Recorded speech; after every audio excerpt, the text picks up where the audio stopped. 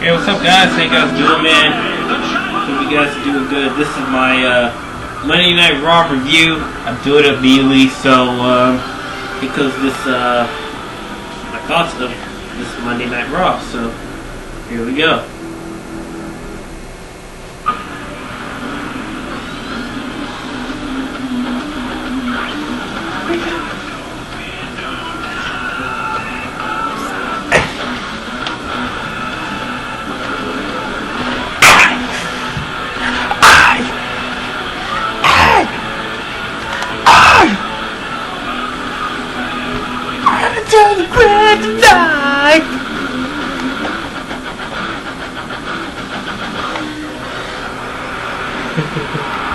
So yeah, this is my my review. Here we go. The match starts kicking off with Tamina alongside Santino and Kozlov.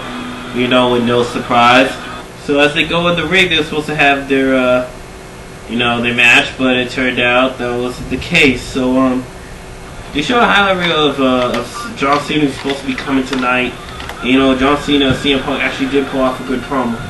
So Tamina, accompanying them ringside, getting ready for their match, and well, what the heck? Wow, Tamina smartly just runs out, but it turned out the Nexus beat them down. I thought it was gonna be the Usos, but that was the case.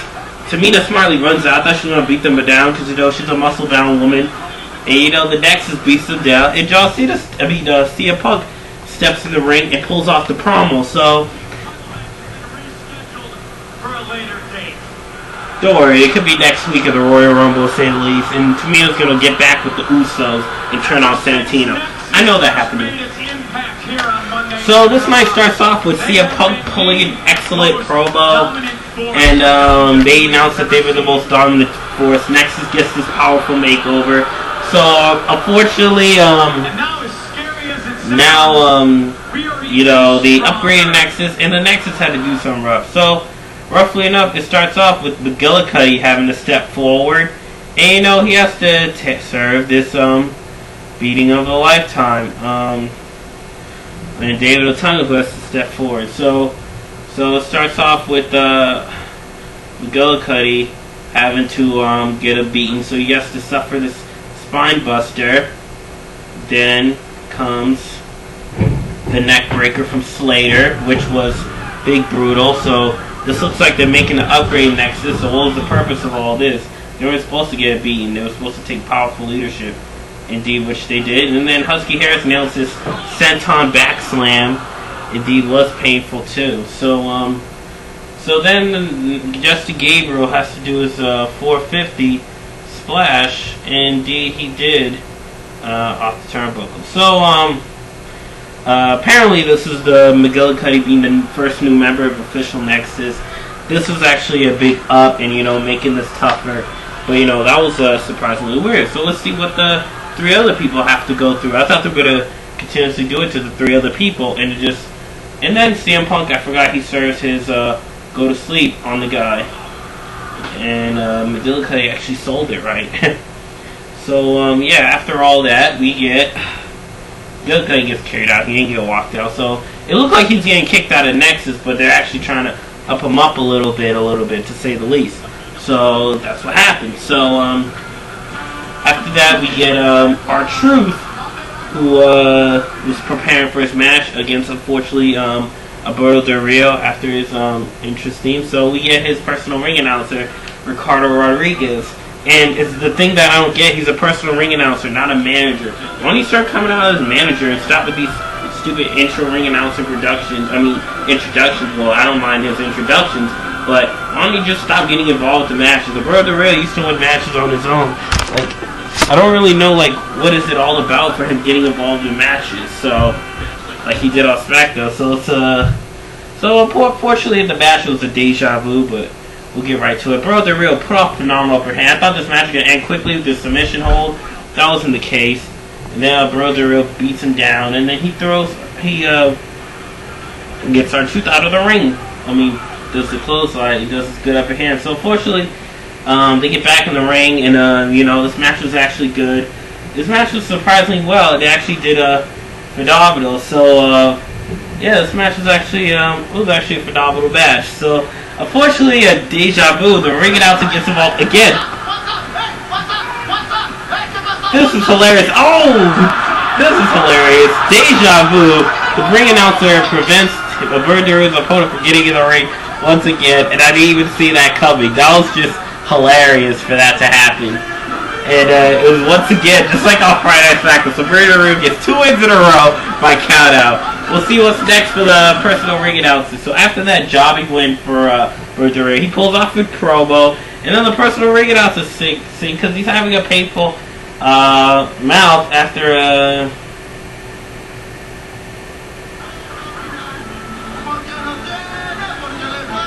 Verdure makes fun of all the music we listen to in the USA. We get the ring announcer making the dance, and he's supposed to be the ring announcer, not this. Well, you know, it was kind of ridiculous, but it was actually funny that the ring announcer saying "What's up," him verbally getting involved in the match instead of trying to pull him up. So that was very odd. I didn't expect R-Truth to lose by countout because of that. So Jerry King Lawler addresses that he has been recovered, and then it turns out the anonymous general manager come out and say he has been, self-centered, a joke, a jerk, stuff like that. And then he lies, saying he's handsome and successful, and then Lawler pulls out a promo claiming that he needs to shut his mouth. So, unfortunately then, and I quote, "shut up," well, which Lawler said,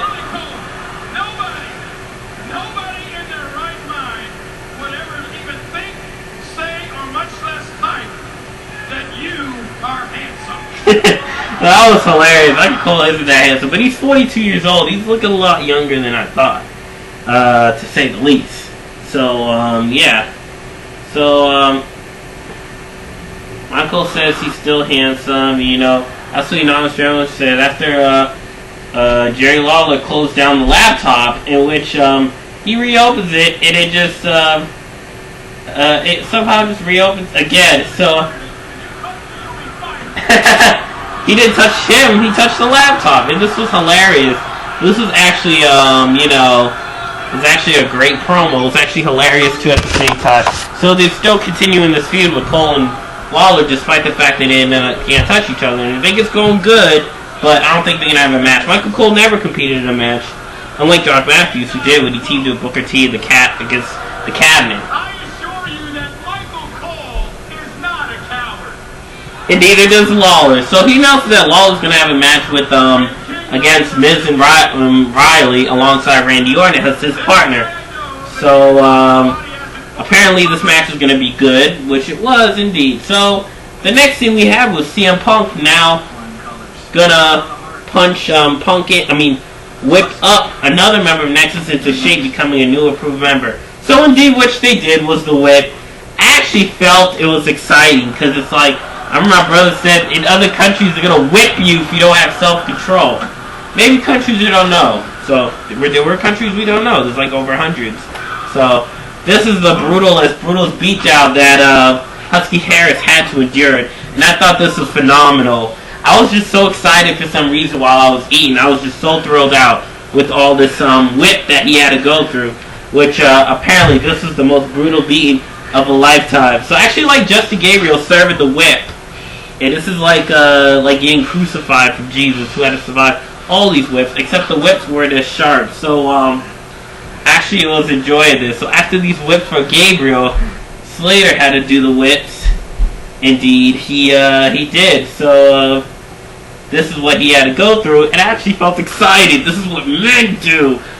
Men get these brutal whips, and I have to man up and get this stuff too, because this was actually impactful. I don't know how it's like to be in Husky Harris's shoes right now.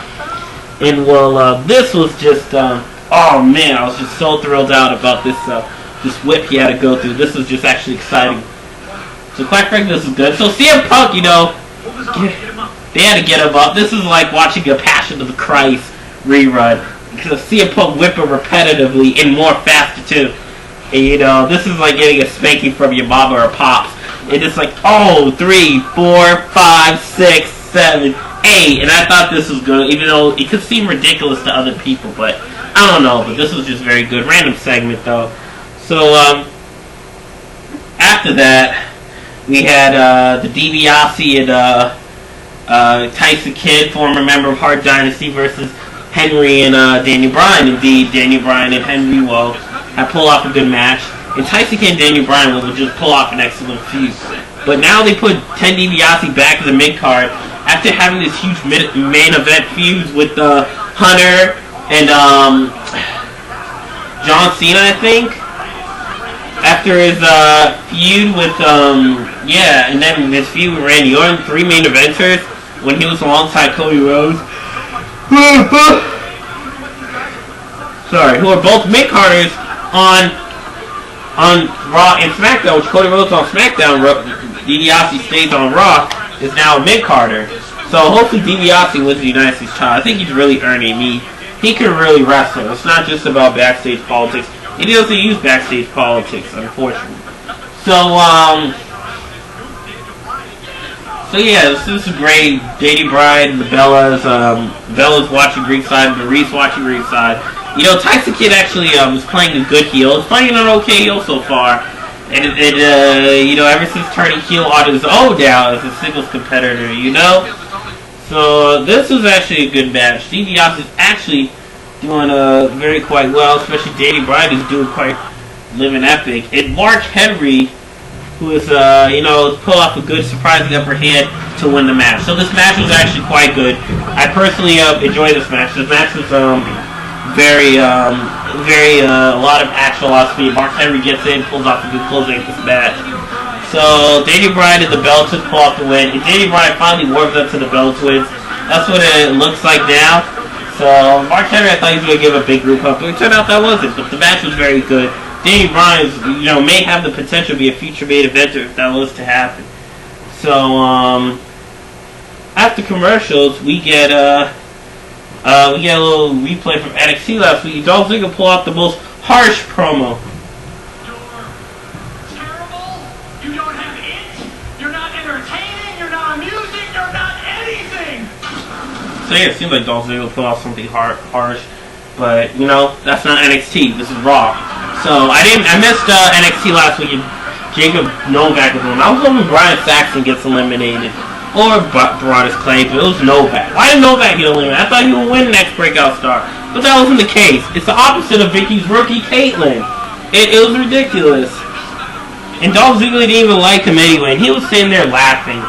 So, moving on, we have The Big Show, who's pulling off a promo claiming that he's going to win the Royal Rumble, and he's not playing games. So, this led to the Nexus getting to the next obstacle, and David Otunga has to survive the worst beating of a lifetime, and he gets thrown around.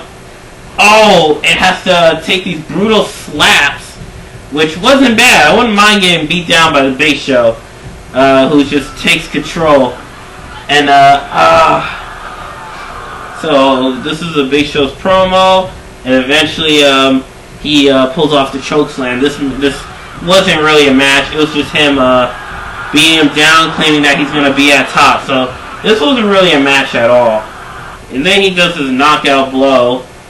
And apparently Big Show serving punishment to the Nexus. So this was actually one of the biggest painful moments for Nexus. And wow, they just took charge. This was the most painful beating of the lifetime from Nexus. And yeah, once again, this is brutal, maybe. And this is what serves a beatdown. And this is what Nexus is all about, new Nexus.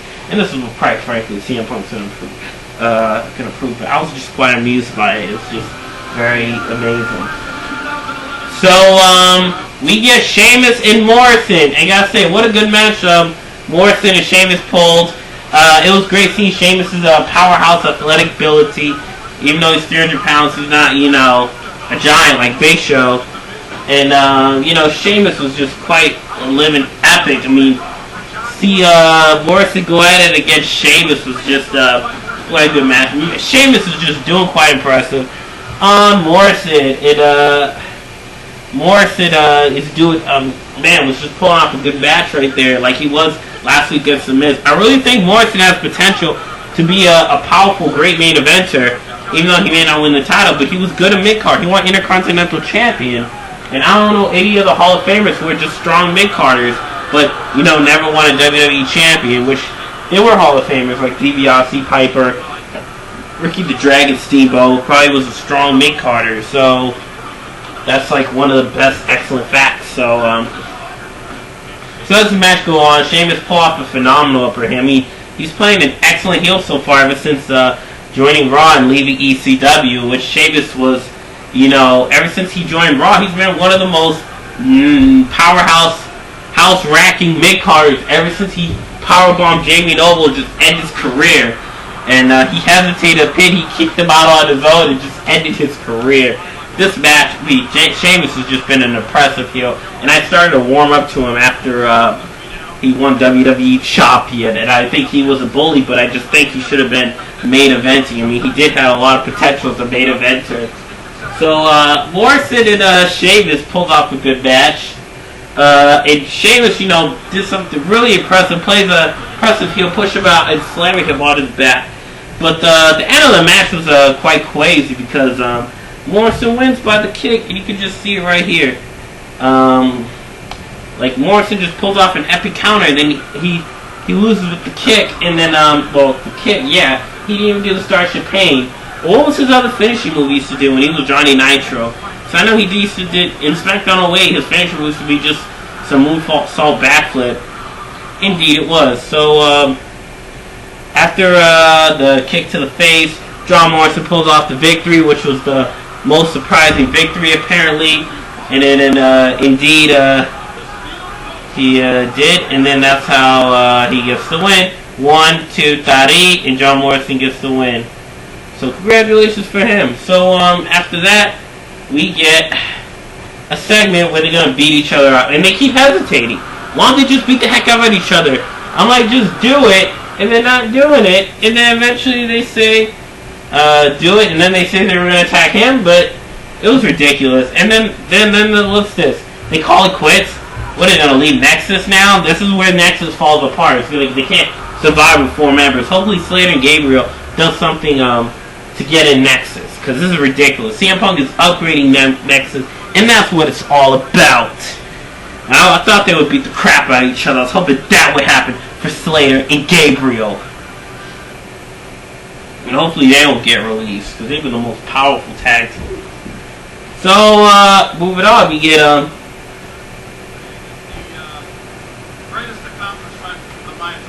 so Lawler pulls out a serious promo. I don't know if it was a real life promo.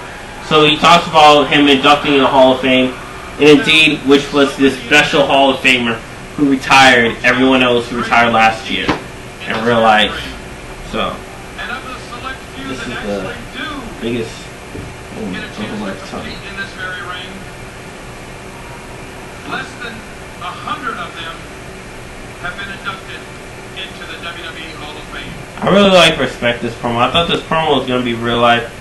And it's all, after all the highlights of Shawn Michaels and all the stuff he did, he gets in the ring and decides to pull. I don't know if he ever got on the mic. And, indeed he did it. And Bro Del Rio, just has the nerve to come out here and, let the man speak. It's supposed to be real, and then they turn it into a freaking show.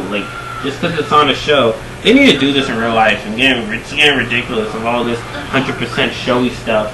And then Bro Del Rio comes back after winning a match by countout because his ring announcer gets involved. So after his bad mouth and stuff, he indeed gives him the sweet chin music, and Shawn Michaels just taunts around the ring, praises and dances and things like that. And that's the best thing about the Heartbreak Kid. Shawn Michaels, he's back. But Triple H is still absent. Hopefully Triple H returns the same time as Shawn Michaels does.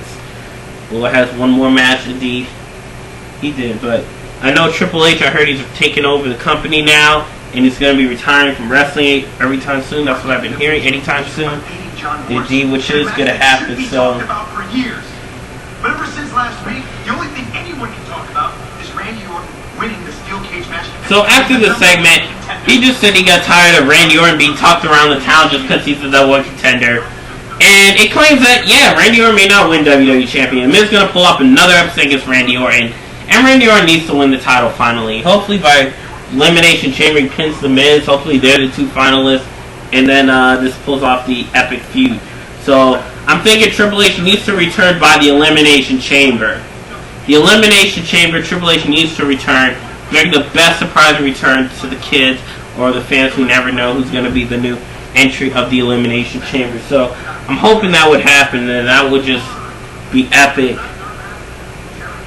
So unfortunately, he says his catchphrase should be after he beats down the Miz, and Jerry Lawler indeed should have been the time he says he's awesome. So after Michael Cole tried to introduce John Cena, he got out of his heel character a little bit and get him into a face. CM Punk says he's gonna jump off this Titantron. This is actually hilarious. I thought he's gonna go all Owen Hart doing this stunt, and I was like, if he really falls and he dies, I thought he was gonna die like Owen Hart did at 32 years old. Indeed, he is 32. He's supposed to be 33 this year. So hence that in belief. So CM Punk was about to do a fall, and indeed he did. So or indeed he was going to, but that wasn't the case, because CM Punk did not fall. He said he punked it turned out he punked everyone, having all these two people watching his back, and I thought it was Slater and Gabriel. It turned out it was two staffs were watching his back. So CM Punk claimed that, oh, who wants to see me jump and break every bone of my body and do my own self-sacrifice? And the crowd was so excited, and CM Punk was going to do that, and he looked so weird and delusional. The case he wasn't. He punked the crowd. The crowd was so punked. He punked everyone and pulled everyone's leg. And he says they're the member. They thought they're going to be the new member of Nexus. The whole crowd. That was the craze. They're the new group of sheep. And that was ridiculous, man. So, for that matter, CM Punk pulls another promo claiming his 3 members of Nexus, in which he did, and this is very good. So they only have 3 members so far. So after that, John Cena talks out of Titantron, and he challenged CM Punk to a match. Indeed, he did, and he calls him a cowardless, spineless, gutless. I don't know what the words he said. So he says. So he's gonna claim he's gonna face him in the match. So he claims that John Cena is gonna like beat him down, and he's gonna show everyone that no one messes with John Cena. So this is what he basically says. He's gonna say he's gonna beat Death with. He says it's gonna be, but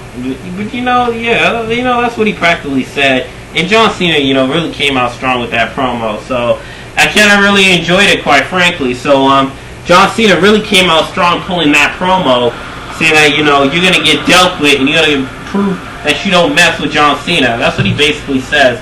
So this match came in hand, and this match was actually good. Miz actually pulled off some good upper hands, and Jerry Lawler, Randy Orton team it up again. Apparently. So after this match, Alex Riley pulls off a phenomenal upper hand in the match. And then he gets revenge on The Miz, gets some payback. And then The Miz somehow gets he didn't really dominate the match. He didn't really dominate Randy Orton at all. Randy Orton's been dominating him. But actually he has been dominating Jerry the King Lawler. Indeed he did. So Michael Cole has been accusing Lawler of putting down The Miz and, tearing the spotlight from him. Even though The Miz gave him his own spotlight, unfortunately, Lawler just tried to step in for the crowd. Indeed he did. So, after The Miz, dominating the match, he's been dominating Lawler a lot. Like 30, he's going to be like 20, he's 29 years old now, looking young and looking flashy. He almost looks like Alex Riley now, if you come to think of it, because he's awesome, so, awesome. So, what a good upper hand that, The Miz has come. I mean, he has been awesome to us, say the least. Yeah, that's true. So after commercial break, we get Miz is getting a surprising upper hand. Miz kicked out. Oh no, Alex Riley actually kicked out. And then RKO, unfortunately. So Randy Orton actually has been dominating Alex Riley. So that unfortunately backfired. The Randy Orton trying to RKO The Miz. Indeed it did, and in which he kicked out of that. So Randy Orton, who's been dominating Alex Riley almost a whole lot, who gave Alex Riley RKO. He tries to scare off the Miz. It's either what Miz was scared off. So apparently the Miz didn't even step in to try and fight him after he gave Alex Riley the RKO. Indeed. So apparently I thought the Miz would step in and fight Randy Orton. And, do something he guaranteed, but he expects the help from Alex Riley. Indeed, Alex Riley was knocked out because Randy Orton beat down. He's one of the most toughest bad A wrestlers in the biz. So after that, Jerry Lawler tags in, does his huge fist drop, and then he pins up. It goes 1, 2, 3. The Miz Diva step in, man. Hopefully the Miz is probably gonna pull an upset win, because Randy Orton, who was a heel, wasn't as cowardly as Randy Orton when Randy was the Miz. So this was actually a weird ending on Monday night. The Monday Night Raw was a little bit broad. I gotta say, I gave it like a 7 out of 10 rating. It looked a little average or a little flat, but it was quite good. It was actually good, and I was just impressed with Monday Night Raw, and it was okay. I mean, the promos with Nexus actually did tear up Monday Night Raw. Alberto Del Rio's promos actually did pull off Monday Night Raw. That Monday Night Raw was just quite good. And John Cena coming out in Nexus, doing promos half that night was actually what built up Monday Night Raw. So CM Punk fighting John Cena, this is going to be a good match. CM Punk's playing an excellent heel ever since his feud with Jeff Hardy over the past few weeks. So this is going to be a good build-up feud. Hopefully Randy Orton and The Miz pulls off a good match with the Royal Rumble. He's going to use his boyfriend, Alex Riley, probably. So, sorry for the long review. Probably a long review, but I'm doing it straight through. So, this is my review. This is the Red Dog Extreme. And I'll take your Extreme, and I can't wait to see what happens for Monday Night Raw when it's the countdown to the Royal Rumble, which is indeed on January 23rd, I think. I think it is the 23rd. So, yes, after this week, it's going to be the final Monday Night Raw before the Royal Rumble. So, here we go. Thank you, man. Peace out.